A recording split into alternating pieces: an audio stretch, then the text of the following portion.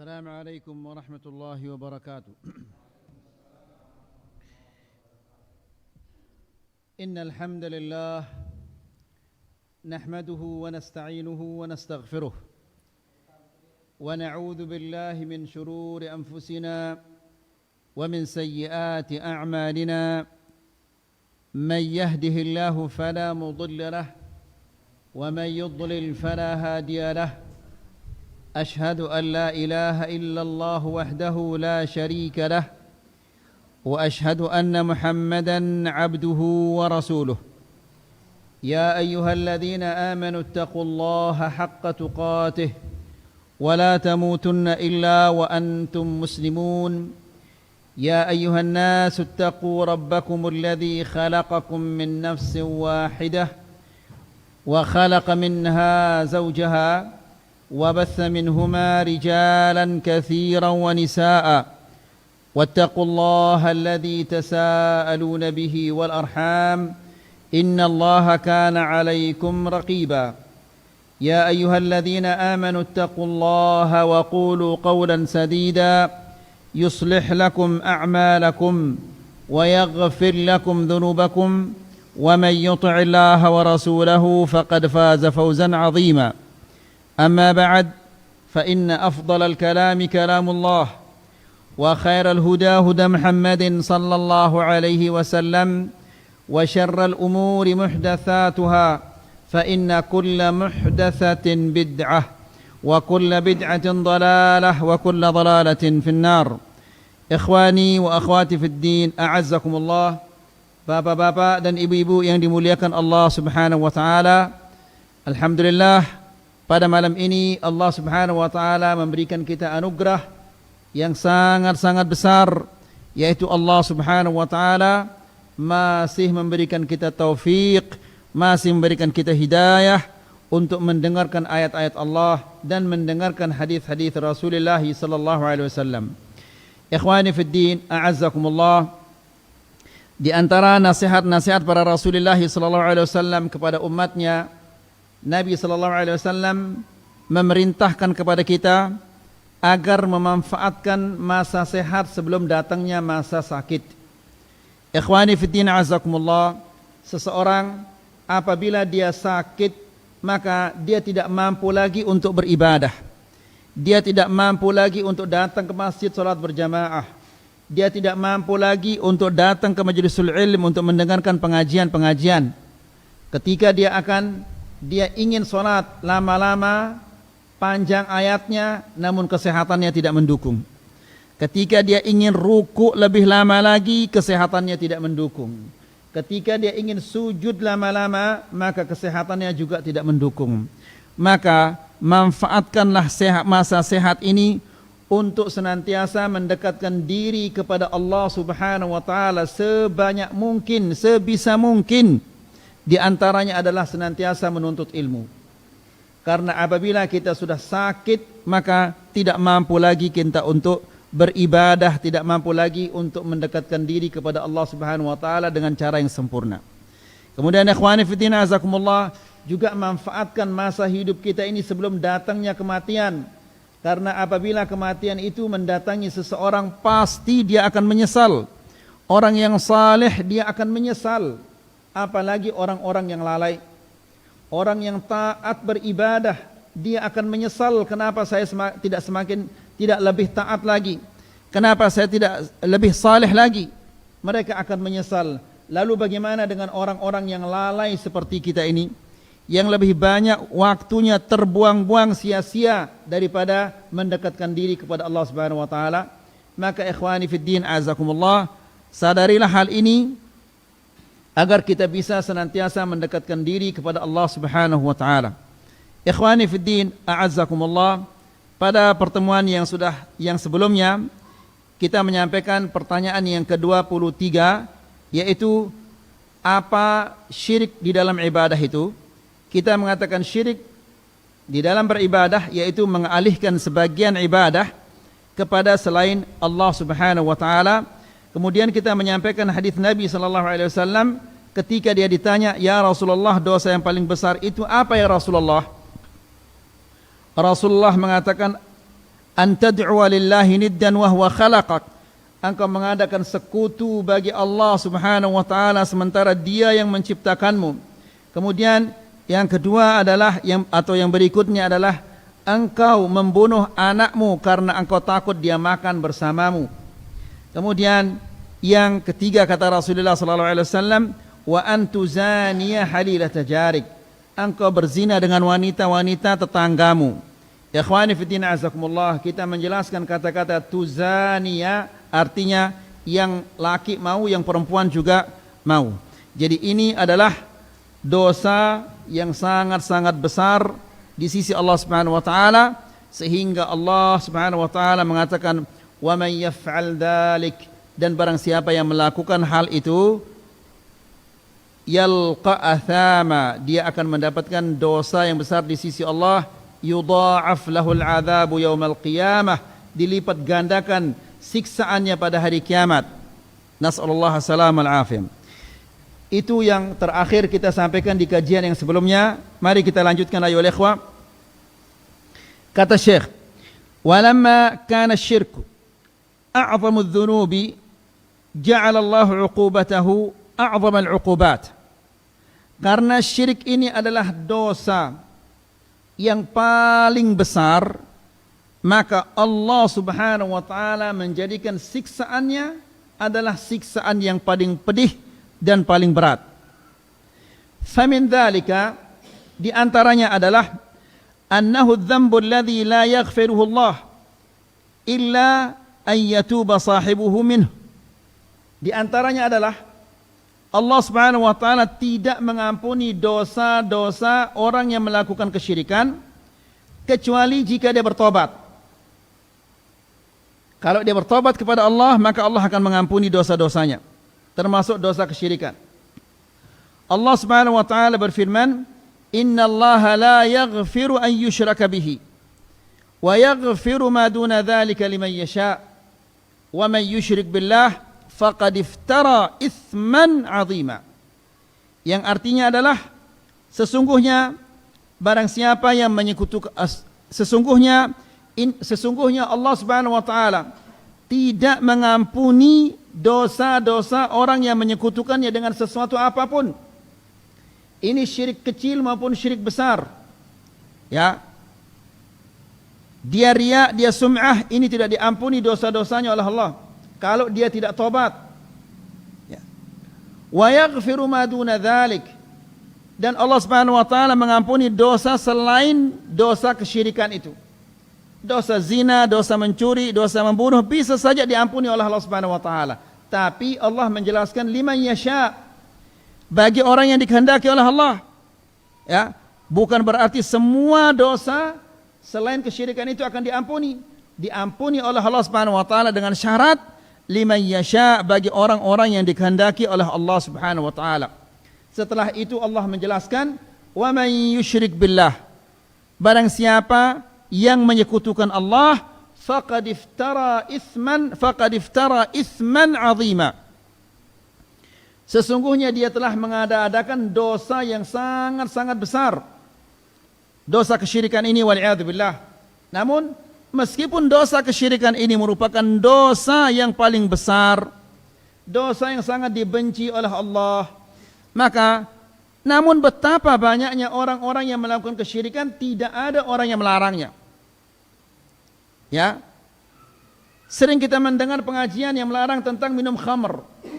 Sering kita mendengar pengajian tentang larangan berjudi, larangan berzina. Namun larangan untuk menyekutukan Allah yang lebih besar dosanya daripada zina, daripada mencuri, tidak ada orang yang melarang. Nas'alullah salam al-afiyah. Kemudian wa minha tahrimul jannah 'alal musyriki wa khuludihi finnar.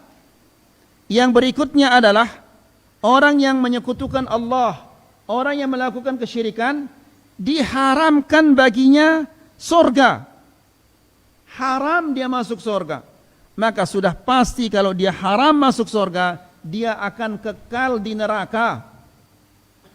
Ya, ini sebagaimana firman Allah Subhanahu wa taala di dalam Al-Qur'an, "Innahu man yusyrik billah." Sesungguhnya barang siapa yang menyekutukan Allah Dan betapa banyaknya kita melihat orang-orang yang menyekutukan Allah di kuburan, di sungai, orang yang bawa ajimat dan yang lain-lainnya. Ya, di mana mereka meminta sesuatu yang seharusnya mereka minta kepada Allah. Mereka meminta kepada selain Allah apa yang tidak bisa dilakukan kecuali oleh Allah Subhanahu wa taala. Ini adalah syirik. Ya, ada orang minta kesehatan kepada selain Allah, padahal tidak ada yang bisa memberikan kita kesehatan kecuali Allah. Ada yang meminta keberkahan kepada selain Allah, padahal keberkahan itu ada di tangan Allah dan tidak ada yang bisa memberinya kecuali Allah. Dia minta kepada selain Allah. Ini adalah syirik. Nah, Allah menjelaskan, innahu man yusyrik billah, sesungguhnya barang siapa yang menyekutukan Allah, faqad harramallahu alaihi jannah, Allah Subhanahu wa taala telah mengharamkan baginya surga. Haram dia masuk surga. Wa ma'wahun nar, maka sudah pasti kalau dia haram masuk surga, tempat tinggalnya adalah di neraka. Wa ma lidh-dhalimin min ansar, tidak ada bagi orang yang zalim penolong-penolong. Maka ayat ini juga menunjukkan bahwa orang yang melakukan kesyirikan, dia adalah orang yang sangat zalim. Ya, dia adalah orang yang paling zalim. Karena tidak ada kezaliman yang lebih besar daripada seseorang menyamakan Allah dengan makhluk-makhluknya, wal'iyadzubillah. Meskipun dia tidak mengatakan dengan lidahnya, namun dengan perbuatannya dia telah menyamakan Allah Subhanahu wa taala dengan makhluk-makhluknya. Ketika dia meminta sesuatu yang tidak bisa dilakukan kecuali oleh Allah, lalu dia memintanya kepada selain Allah, maka sesungguhnya dia telah menyamakan Allah dengan makhluknya, wal'iyadzubillah. Maka siapakah orang yang lebih zalim daripada orang yang seperti ini? Tidak ada. Dia adalah orang yang paling zalim. Kemudian, wa minha hubutu jami' a'mal al-musyrik. Juga di antaranya pelaku kesyirikan terhapus semua amal ibadahnya. Semua amalan-amalan yang dilakukan itu habit.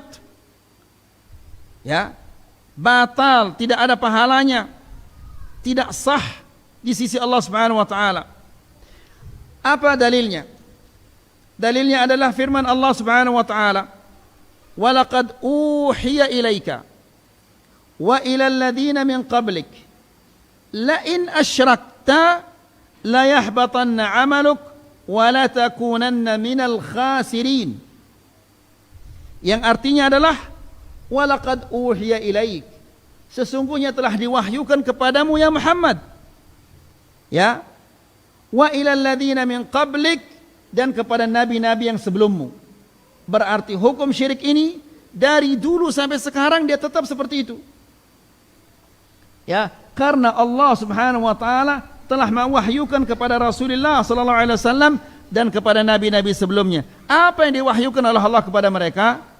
La in asyrakta, seandainya ya Muhammad engkau menyekutukan Allah. Tidak mungkin Rasulullah sallallahu alaihi wasallam akan menyekutukan Allah, tapi seandainya dia menyekutukan Allah, la yahbatanna amaluk, niscaya amal ibadahmu akan terhapus, akan batal amal ibadahmu. Wala takunanna minal khasirin, dan kamu pasti akan menjadi orang yang rugi. Jadi ikhwani fiddin azakumullah, Nabi saja kalau dia menyekutukan Allah, maka dia akan terhapus amal ibadahnya. Nas'alullah salam al-afiyah. Lihat ayat ikhwah, orang-orang yang mengatakan dirinya sebagai dzurriyyatun Nabi, sebagai Habib dan yang lain-lainnya. Betapa banyak bid'ah-bid'ah yang mereka lakukan. Ya, nas'alullah salam al-afiyah. Bahkan ikhwani fiddin azakumullah, sampai-sampai mungkin kata-kata yang kufur, kata-kata kesyirikan yang terlontar dari lidah mereka. Na'udzubillah. Kalau Nabi sallallahu alaihi wasallam saja melakukan kesyirikan, niscaya akan terhapus amal ibadahnya. Dan di ayat yang lain Allah Subhanahu wa taala berfirman, "Walau taqawwala 'alaina ba'dal aqawil la akhadna minhu bil yamin thumma laqata'na minhu al watin." Ya, yang artinya adalah apabila atau seandainya Muhammad mengada-adakan ucapan, lalu dia mengatakan ucapan ini dari kami, ya, dari Allah, padahal dia bukan dari Allah, ya, la akhadna minhu bil yamin, kami akan memegang dia dengan tangan kanan, artinya kami tidak akan lepas-lepas dia. Thumma laqata'na minhu al-watin, lalu kami akan putus urat nadi jantungnya. Ya, artinya dia akan segera disiksa oleh Allah Subhanahu wa taala. Rasulullah sallallahu alaihi wasallam saja tidak boleh dia mengadakan sesuatu di dalam agama ini kalau tidak diperintahkan oleh Allah Subhanahu wa taala. Lalu sekarang orang-orang yang mengatakan dirinya sebagai dzurriyyatan Nabi, sebagai habib atau sebagai apa saja, subhanallah, antum melihat saja di YouTube bagaimana banyaknya bid'ah-bid'ah yang mereka lakukan. Ya. Yang sangat konyol, katanya ada seorang penjual kacang. Kacangnya nggak laku-laku, setiap malam dia pulang kacangnya masih penuh. Tapi kacangnya ini dikasih sama Habib Fulan. Besoknya juga begitu, nggak laku-laku. Ya, daripada dia pulang bawa kacangnya dikasih kepada Habib Fulan dan seterusnya. Tiba-tiba meninggal dunia. Ya, lalu Habib Fulan ini menulis kertas katanya lalu ditaruh di belakangnya di sini dari Habib Fulan dan Habib Fulan kepada Allah Subhanahu wa taala. Lalu dia mengatakan, tenang sudah, nanti dia akan masuk surga tanpa hisab, tanpa azab. Masuk surga tanpa hisab, tanpa azab. Gara-gara apa? Gara-gara setiap malam dia kasih Habib kacang. Nasallallahu salam al-afiyah. Begitu beraninya dia mengadakan kata-kata yang bohong tentang Allah Subhanahu wa taala. Bagaimana? Dari mana dia tahu bahwa Allah Subhanahu wa taala akan tidak menghisabnya, tidak dihisab atau tidak diazab oleh Allah? Bagaimana dia tahu bahwa dia akan masuk surga tanpa hisab dan tanpa azab? Nabi saja tidak berani mengadakan kata-kata lalu dinisbatkan kepada Allah Subhanahu wa taala. Lalu orang-orang sekarang yang mengatakan dirinya sebagai dzurriyyatan Nabi, parahnya luar biasa. Nas'alullah salam al-afiyah. Kemudian la yahbatanna 'amaluk. Niscaya amal ibadahmu akan terhapus. Wala takunanna minal khasirin, dan engkau pasti akan menjadi orang yang rugi. Ya bagaimana tidak rugi? Seumur hidupnya dia beribadah, tahu-tahu semua amal ibadahnya itu ditolak, dihapus oleh Allah Subhanahu wa taala karena dia melakukan kesyirikan. Demikian juga di ayat yang lain Allah Subhanahu wa taala berfirman, "Walau asyraku la habita anhum ma kanu ya'malun." Seandainya mereka menyekutukan Allah, niscaya akan terhapus semua amalan-amalan mereka. Jadi ikhwani fiddin azakumullah, bala menimpa kita gara-gara kesyirikan ini. Ya, lihat umat-umat yang sebelumnya. Mereka dibinasakan oleh Allah Subhanahu wa taala. Gara-gara apa? Gara-gara kesyirikan. Kesyirikan yang merajalela. Ya, musibah bencana alam. Kemudian pangan yang naik harganya melonjak tinggi, semua itu gara-gara kesyirikan. Wala haula wala quwata illa billah. Kemudian wa hadithu Aisyah radhiyallahu anha. Dan hadis Aisyah radhiyallahu taala anha, dia mengatakan, Aisyah di sini dia bertanya kepada Rasulullah sallallahu alaihi wasallam. Dia mengatakan, "Ya Rasulullah, Abdullah ibnu Jud'an, seseorang bernama Abdullah ibnu Jud'an. Abdullah ibnu Jud'an ini dia adalah seorang yang sangat pemurah. Bahkan sampai-sampai saking murahnya, dia siapkan hidangan untuk orang-orang musafir. Ya, hidangannya ini bukan senampan dua nampan, ya, tapi jafnah, panci yang besar. Untuk mengaduknya harus orang itu naik pakai apa? Pakai tangga. Saking besarnya, maksudnya demikian murahnya orang ini. Ya. Nah, Aisyah radhiyallahu taala anha bertanya, "Ya Rasulullah, Abdullah ibnu Jud'an kana fil jahiliyati yasilur rahim wa yut'imul miskin, fahal dzaka nafi'uhu?" Ya Rasulullah, bagaimana tentang Abdullah bin Jud'an? Ya, yang di masa jahiliyah dia adalah senantiasa menjaga silaturahim. Ya. Sampai hartanya ini dihabiskan untuk apa? Agar dia senantiasa hubungannya baik dengan keluarga-keluarganya. Kemudian wa yut'imul miskin. Dan dia senantiasa memberi makanan untuk orang-orang miskin. Dan dua perbuatan ini merupakan perbuatan yang sangat dicintai oleh Allah. Menyambung silaturahim ini adalah amalan yang sangat dicintai oleh Allah Subhanahu wa taala.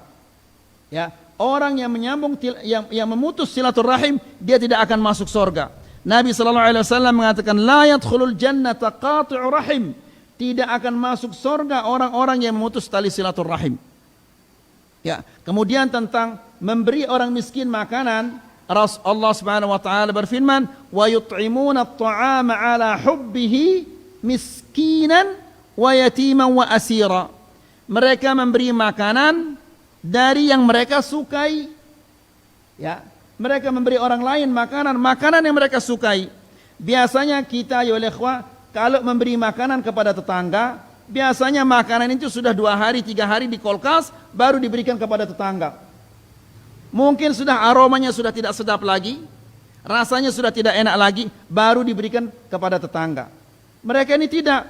Orang-orang yang dicintai oleh Allah Subhanahu wa taala itu, mereka memberikan makanan yang mereka sukai. Mereka suka makanan yang hangat, mereka berikan kepada tetangganya atau orang lain makanan yang hangat. Jika dia suka makanan yang manis, buah-buahan yang manis, dia berikan kepada orang-orang lain buah-buahan yang manis. Ya, jadi maksudnya Abdullah ibnu Jud'an ini di masa jahiliyah dia mempunyai amalan-amalan yang sangat-sangat baik. Dia menyambung tali silaturahim dan dia juga sering memberi orang-orang miskin makan. Nah, lalu Aisyah bertanya, apakah semua amal ibadahnya itu, amalan-amalan yang dia lakukan, amal-amal baik yang dia lakukan itu akan berguna baginya, bermanfaat baginya? Apakah itu akan membebaskannya dari siksaan-siksaan api neraka? Apa kata Rasulullah SAW? La yanfa'uh. Semua amalan-amalannya itu tidak berguna. Kenapa demikian?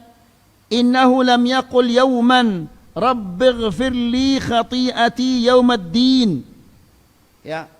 Karena Abdullah ibnu Jud'an itu tidak pernah dia mengatakan, ya Allah ampunilah dosa-dosaku pada hari kiamat kelak. Maksudnya adalah dia beramal itu bukan karena Allah. Ya, dia beramal supaya dia menjadi orang yang terkenal. Seandainya dia beriman, seandainya dia adalah orang mukmin, pasti dia akan beramal dengan ikhlas. Namun Abdullah ibnu Jud'an ini karena dia tidak ikhlas dalam beramal bukan karena Allah Subhanahu wa taala, maka amalan-amalannya itu tidak bermanfaat, tidak berguna sama sekali baginya. Ini menunjukkan bahwa orang-orang yang menyekutukan Allah, maka amal ibadahnya semuanya terhapus. Sebesar apapun amal ibadahnya, jika tidak disertai dengan keikhlasan karena Allah Subhanahu wa taala, maka amal ibadahnya itu atau amalan-amalannya itu tidak diterima oleh Allah Subhanahu wa taala. Kemudian kata Syekh, wa hadha mimma yujibu lana 'azim al-khauf min al-wuqu' fi asy-syirk. Ini mendorong kita untuk senantiasa merasa takut jangan-jangan terjerumus ke dalam kesyirikan. Ya. Jadi ikhwani fi din azakumullah, kita harus ada rasa takut dari kesyirikan ini. Jangan merasa aman, apalagi dengan adanya media sosial ini. Ya, semua yang baik yang buruk bisa kita dengar. Ya, semua yang baik yang buruk bisa kita lihat. Ya, jangan-jangan satu saat kita membuka suatu kajian yang isinya adalah racun belaka. Namun orang yang memberikan kajian ini adalah pintar bersilat lidah, lalu kita percaya. Maka hancurlah dunia akhirat kita. Nabi sallallahu alaihi wasallam mengatakan, "Akhwafu ma akhafu ala ummati." Yang paling aku khawatirkan terhadap umatku ini. Apa itu? Kullu munafiqin alimil lisan. Setiap orang munafik yang pintar bersilat lidah. Dan betapa banyaknya orang-orang yang seperti ini. Betapa banyaknya orang-orang yang pintar bersilat lidah. Ya, kalau kita buka kajian-kajian di YouTube, Masya Allah, ya, ngeri. Tidak berani kita mendengarnya. Ya, kata-kata kekufuran, kata-kata kesyirikan yang terlontar dari lidah mereka. Namun ikhwani fiddin azakumullah, subhanallah, namun banyak kaum muslimin begitu tenang mendengarkan kajian-kajian yang isinya racun seperti ini. Kalau ada aroma yang tidak sedap yang masuk ke rumahnya dari jendela, langsung dia tutup jendelanya. Takut tidak mau ada aroma yang tidak sedap masuk ke rumahnya. Sementara yang merusak dunia akhiratnya dia tonton dengan santai-santai. La ilaha illallah. Ini nekat sekali ini. Hati-hati ayo ikhwah. Rasulullah sallallahu alaihi wasallam dalam sebuah hadis mengatakan, qulubu bani Adam baina isba'aini min asabi'ir rahman. Hati-hati anak Adam berada di tengah dua jari di antara jari-jari Allah. Yuqallibuha kaifa yasha. Dibolak-balik oleh Allah Subhanahu wa taala sebagaimana dia kehendaki. Ya, bisa jadi sekarang kita beriman, sampai di rumah sudah kita menjadi orang kafir. Ya, atau bisa jadi sebaliknya. Orang itu dikafir di pagi hari, di malam hari dia sudah beriman kepada Allah Subhanahu wa taala.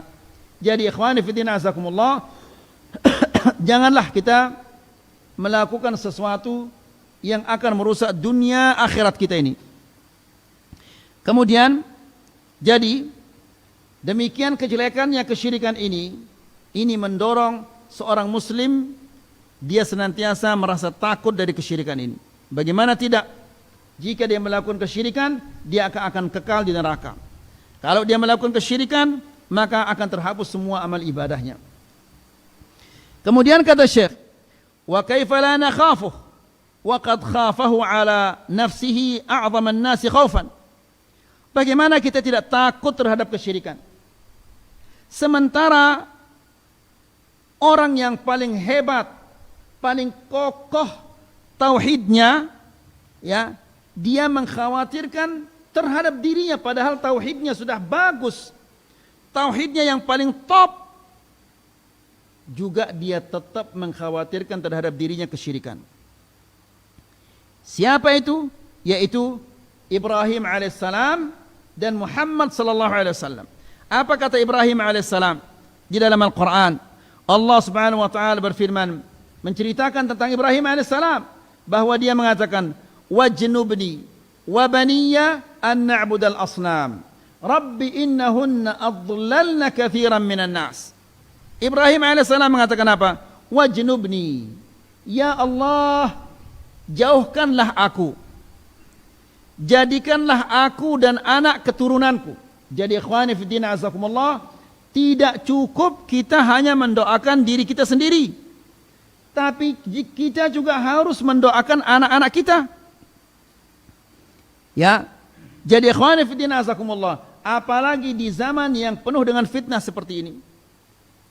Yang pertama kali akan digerus oleh fitnah ini siapa? Anak-anak kita, para remaja.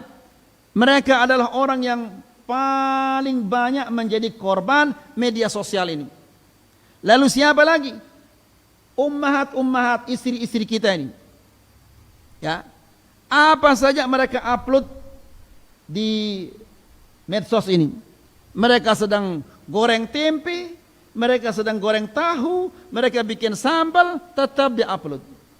Subhanallah, kalau ada laki-laki yang lewat langsung lari ke rumahnya, langsung pasang cadar, pasang jilbab, pasang segala-galanya. Tapi subhanallah di medsos diperlihatkan dirinya kepada ribuan orang. Mana pikirannya ini ayo ikhwah? Mana akalnya ini? Ya. Dan lebih jelek lagi ayo ikhwah, kalau videonya itu ditonton oleh teman lamanya, teman SMA-nya. Ya. Nah, ketemu lagi sudah dia. Ya. Saya ini temanmu sebangku dulu. Kamu duduk di sebelah kanan saya. Ingat waktu kita hujan-hujanan dulu? Dan seterusnya. Yang sudah terputus sekian puluh tahun nyambung lagi. Kemudian ikhwani fillah azakumullah, lebih parah lagi, kalau dia ujub. Bagaimana? Nanti dikomen sama orang-orang, Masya Allah ibu enak sekali masakannya, bagus sekali rumahnya, pintar sekali menata rumahnya, besar kepalanya. Ini adalah ujub. Ya, kalau riya dia syirik karena ada orang lain. Riya apa arti riya? Apa riya itu? Beribadah ingin dilihat oleh orang, maka dia syirik karena ada orang. Sum'ah, apa arti sum'ah? Ya, dia beribadah karena ingin dipuji oleh orang. Ya, jadi dia syirik karena ada orang yang memujinya. Tapi kalau ujub ini enggak ada orang, enggak ada siapa-siapa. Ya. Dia ujub di salat malam, syaitan membisikkannya, Masya Allah kamu orang yang paling alim. Ya, semua orang tidur kamu bangun. Salat malam besar kepalanya. Itu ujub. Jadi ujub itu dia menyekutukan Allah Subhanahu wa taala dengan dirinya sendiri. Nas'alullah salamah wal afiyah. Nabi sallallahu alaihi wasallam mengatakan, seandainya kalian tidak berdosa, maka aku khawatirkan terhadap kalian yang lebih besar dari dosa itu. Apa itu al-ujub? Al-ujub kata Rasulullah sallallahu alaihi wasallam. Ujub ini. Orang kalau dia tidak berdosa, maka dia besar kepalanya nanti. Oh, saya tidak berdosa, saya alim, saya hebat. Bukan anjuran untuk berdosa ini. Ini adalah larangan untuk ujub, jangan sampai kita ujub. Nah, begitu juga ummahat-ummahat ini. Begitu mereka dikomen dengan komen-komen yang bagus, Masya Allah, ibu rupa sotonya ini enak sekali bu. Ya, ini gorengannya enak sekali. Ya, ibu pintar sekali menata halamannya, bagus sekali ibu dandanannya ibu, Masya Allah, besar kepalanya, seperti rumah itu besar kepalanya. Ya, nas'alullah salamah afiyah. Sementara wanita ini juga lemah akalnya, lemah agamanya. Nah, jadi ikhwani fiddin azakumullah, Ibrahim alaihissalam mengatakan, wajnubni wa baniya. Ya Allah, jauhkanlah aku dan anak keturunanku. Jadi ikhwani fiddin azakumullah, janganlah kita melupakan anak istri kita ketika kita salat malam. Jangan lupa mendoakan mereka. Ya, di mana saja kita berada, hendaklah kita senantiasa mendoakan mereka, karena itu merupakan hak-hak mereka yang kita harus tunaikan. Ya, lihat Ibrahim alaihissalam, dia mengatakan, wajnubni wa baniya an na'budal asnam. Ya Allah, jauhkanlah aku dan anak keturunanku dari menyembah patung-patung. Lalu Ibrahim alaihissalam mengatakan, innahunna adlalna katsiran minan nas. Sesungguhnya patung-patung ini banyak sekali menyesatkan manusia-manusia. Ya, kuburan, ajimat dan yang lain-lainnya banyak sekali menyesatkan manusia-manusia. Ya. Kemudian ikhwani fiddin azakumullah, demikian juga Muhammad sallallahu alaihi wasallam. Subhanallah. Ibrahim ini namanya adalah Khalilullah, kekasih Allah. Dia takut kesyirikan terhadap dirinya. Demikian juga Muhammad sallallahu alaihi wasallam, dia juga Khalilullah, kekasih Allah. Ya, apa doanya Rasulullah sallallahu alaihi wasallam dalam hadis yang diriwayatkan oleh Imam An-Nasa'i? Nabi sallallahu alaihi wasallam mengatakan, Allahumma inni a'udzubika minal kufri wal faqri wa adzabil qabri. Ya, ini Nabi sallallahu alaihi wasallam, dia mengatakan, ya Allah, aku mohon perlindunganmu dari kekufuran yang pertama itu. Ya, dia minta perlindungan yang pertama dari kekufuran. Kemudian wal faqri, dan kefakiran. Ya, kenapa ya ikhwah? Karena orang yang fakir, yang tertimpa oleh kemiskinan dan kefakiran, yang ada di benaknya itu hanyalah bagaimana saya menutupi kelaparan saya. Bagaimana saya bisa menghilangkan rasa lapar saya. Sehingga dia tidak memikirkan lagi akhiratnya. Salat gak penting bagi dia. Yang penting bagaimana saya bisa makan. Ya, beribadah tidak penting. Yang penting bagaimana saya bisa kenyang hari ini. Ya, berzikir, baca Quran, ngaji, semua itu tidak penting. Yang penting adalah apa? Bagi saya, bagaimana saya menutupi kelaparan saya. Ya. Nas'alullah salamah al-afiyah. Demikian kalau seseorang itu dia fakir, dia kelaparan, disertai dengan apa? Tidak ada iman. Rasulullah SAW ya, terkadang sampai dia mengikat batu di perutnya, ditaruh batu kemudian diikat supaya dia tidak bungkuk. Kenapa demikian? Karena Nabi SAW sudah sekian hari tidak ada yang dimakan, ya, tidak ada dimakan. Tidak mungkin kalau hanya sehari 2 hari dia tidak makan lalu sampai dia ikat batu di perutnya. Dia mengikat batu di perutnya karena sudah berhari-hari dia tidak makan itu. Namun ada enggak ceritanya bahwa Rasulullah SAW stres gara-gara tidak makan? Enggak ada. Ada enggak ceritanya bahwa Abu Bakar dia stres gara-gara tidak ada yang dimakan 3 hari? Enggak ada. Ya, kenapa ya ikhwah? Jadi kalau seseorang beriman kepada Allah, imannya ini akan menjaganya dari kesesatan, ya, dan kekufuran dan kemusyrikan. Kan sering kita mendengar ada orang-orang yang menjual agamanya gara-gara apa? Gara-gara sebungkus 2 bungkus Indomie. Ya, itu gara-gara apa? Gara-gara kefakiran. Ya, nasallallahu salaman afiyah. Jadi ikhwani fiddin azakumullah, iman ini adalah benteng dari kekufuran dan kesyirikan. Jadi Nabi SAW mengatakan, Allahumma inni a'udzubika minal kufri wal faqri. Ya Allah, aku mohon perlindunganmu dari kekufuran dan kefakiran. Kemudian yang ketiga apa? Wa'adzabil qabr, dan siksaan kubur. Ikhwani fiddin azakumullah, jepitan kubur ini tidak ada seorang pun yang selamat dari jepitan kubur. Ya, jepitan kubur ini disesuaikan oleh Allah Subhanahu wa taala dengan keimanan seseorang. Kalau orang itu tidak beriman, kata Nabi sallallahu alaihi wasallam, dia akan dijepit oleh kuburnya hatta takhtalifa fihi adla'uhu, sehingga tulang sama tulang ini akan saling memasuki. Ya, tapi kalau dia orang yang beriman kepada Allah Subhanahu wa taala, jepitannya itu disesuaikan dengan keimanannya, hanya sekedar sentuhan-sentuhan biasa saja. Kalau antum ditanya bagaimana? Antum menginginkan jepitan yang sampai meremukkan tulang-tulangnya antum, atau jepitan yang apa? Yang mesra itu? Pasti jawabannya yang mesra. Tapi kalau antum ditanya, berapa juz antum baca Quran hari ini? Kenapa semua diam ini? Pak, perlukah saya bertanya pakai bahasa Arab supaya difahami? Berapa juz antum baca Quran hari ini? Atau berapa sudah kitab tauhid yang sudah antum tamatkan ini? Ya. Jadi ikhwani fillah azakumullah, kita ingin selamat di dunia dan di akhirat, tidak bisa kalau tanpa ada perjuangan.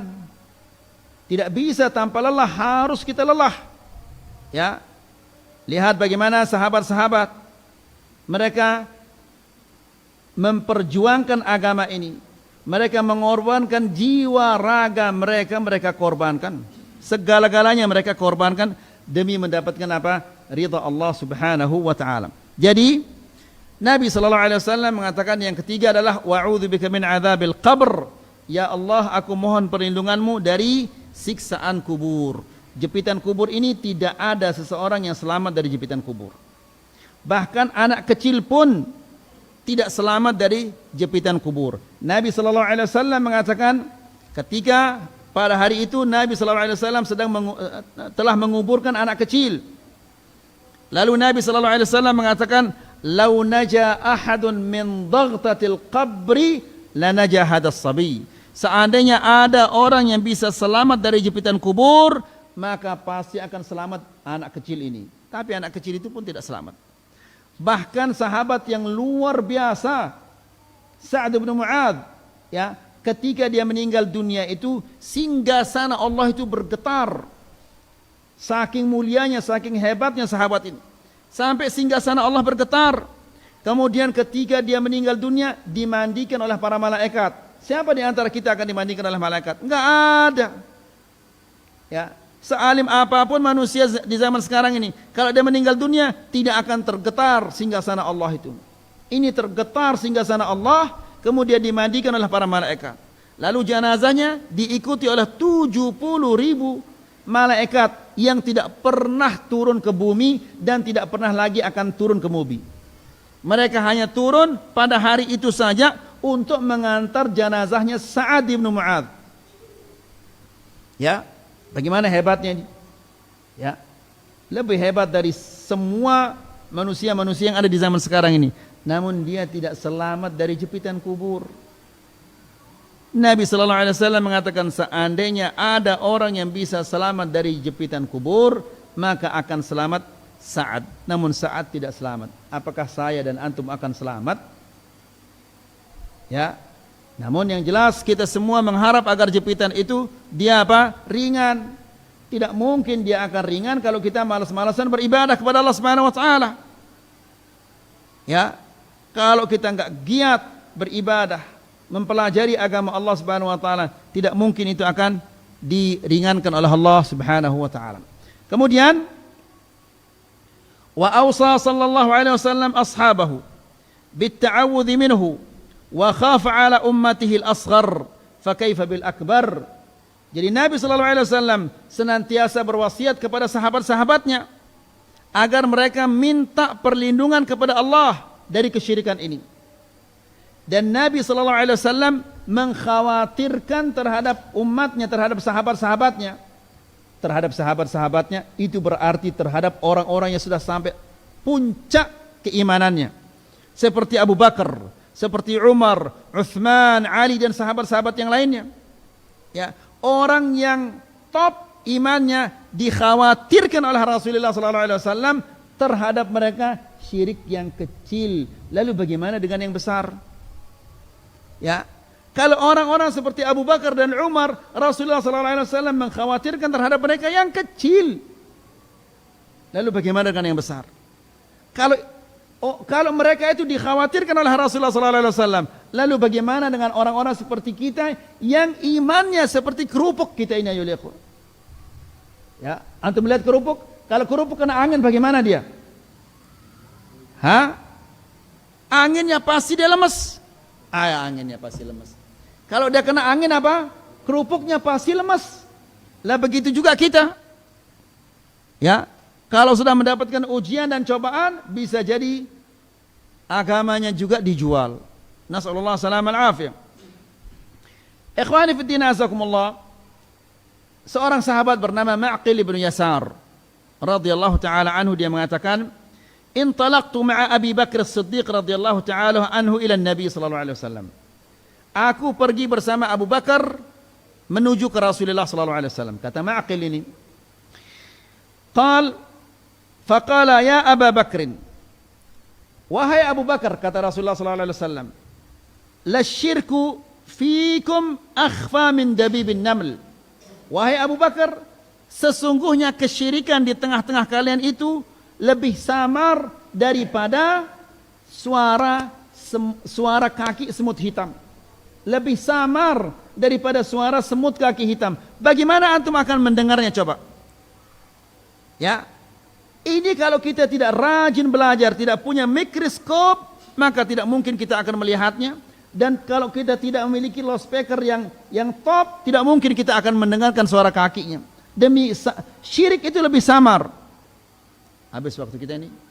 Adzan dulu terus kita lanjutkan atau bagaimana?